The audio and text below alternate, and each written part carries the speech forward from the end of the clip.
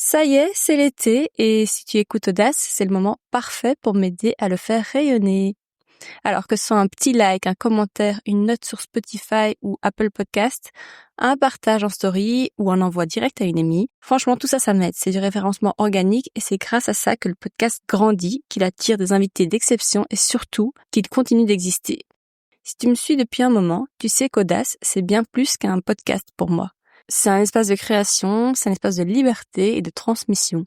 J'y tends mon micro à des voix singulières, à des parcours, à des vécus, à des expertises qui, je l'espère, peuvent résonner avec toi. Je vous remercie d'ailleurs d'être aussi présente sur Instagram via audace.podcast où vous participez activement à la préparation des interviews. Vos questions nourrissent ainsi les échanges et mes invités vous répondent directement. Alors oui, je vais pas te mentir, j'ai besoin que ce podcast continue à grandir. Audace, c'est aussi une histoire familiale. Mon papa était journaliste radio. Ce média, c'est un peu ma Madeleine de Proust. Je suis bercée par la radio depuis l'enfance. Et pour pouvoir y consacrer mon énergie et en faire un vrai projet de vie et ne pas devoir l'arrêter un jour faute de moyens, j'ai besoin de toi.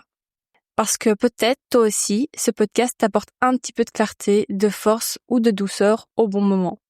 Merci de le soutenir, merci de me soutenir. Vraiment, merci du fond du cœur.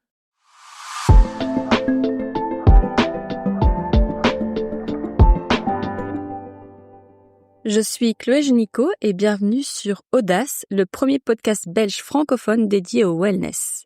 Ici, tu entendras des conversations sans filtre pour t'aider à être aligné, outillé et bien informé grâce à des échanges avec des experts, des entrepreneurs et des invités qui partagent des clés concrètes et des récits authentiques. Je te laisse avec l'extrait de la semaine. N'oublie pas de t'abonner pour ne pas manquer l'épisode complet qui sort dès demain matin. Souvent, c'est l'entourage ou les collègues ou la famille qui commencent à tirer la sonnette d'alarme. Moi, j'ai vu des clients qui sont venus me voir et qui continuent à travailler parce que le plus on se trouve dans cette condition d'épuisement, mais il y a aussi, c'est paradoxe, mais on continue à travailler. Il y a des gens qui n'arrivent pas à se déconnecter, justement. Et donc, on commence à poser beaucoup de questions aussi dans la santé physique, dans le sommeil. On n'arrive pas à dormir comme il faut. On est toujours fatigué. On a mal, des maux de corps en fait, mal au dos, mal à la tête. Et puis il y a le côté cognitif, on va dire. Récemment, j'ai eu un client qui est un financier, par exemple, et qui a toute sa vie travaillé avec les chiffres et a fait des calculs extrêmement compliqués.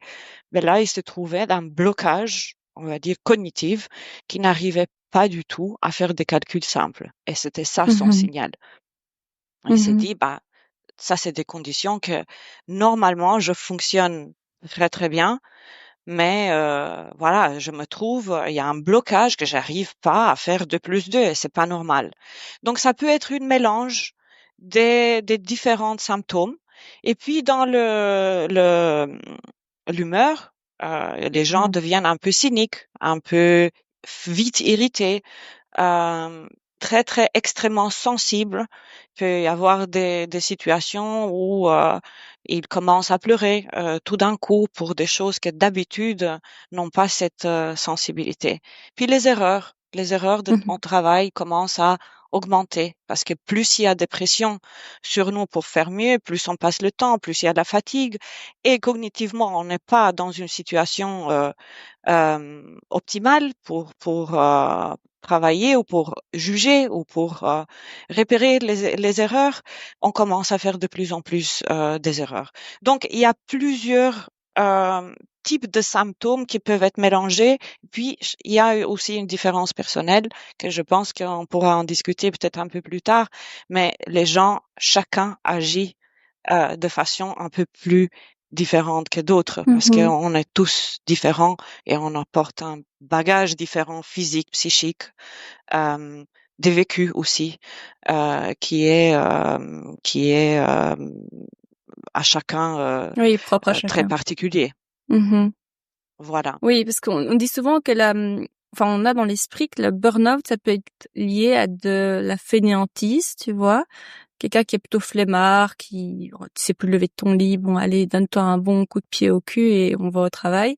Mais j'ai remarqué en faisant un peu des recherches pour préparer l'interview que c'est souvent des profils plutôt très perfectionnistes, avec Mmh. une forte enfin le travail a un rôle très important dans leur vie, c'est pas central ou même unique parfois. Est-ce que tu confirmes ça dans tes clients que tu vois, que c'est des gens qui sont vraiment très attachés à la notion de travail?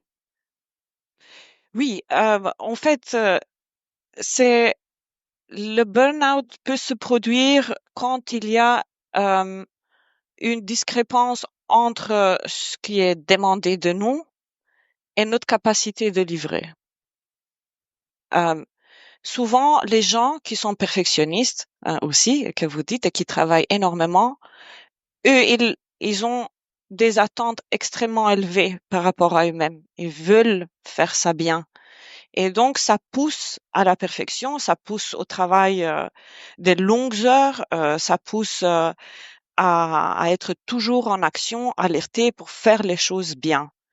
Si la demande encore augmente, les pressions augmentent, les conditions de travail, sont telles qu'il y a une grosse pression, bah, ça peut à la longue, parce que c'est ça en fait aussi la différence. On doit être sous stress pour bien performer. Je suis un peu stressée pour cet entretien parce que je veux le faire ça bien, évidemment. Et donc, ça aide à notre vie quotidienne de faire bien les choses. Mais quand le stress est permanent et très longtemps et il n'y a pas de moment de repos, parce que c'est ça aussi. Tu veux écouter l'épisode complet? Il est dispo dès demain matin sur toutes les plateformes d'écoute. Et pour recevoir les pépites de chaque invité, inscris-toi à la newsletter via le lien en bio ou en description. À très vite!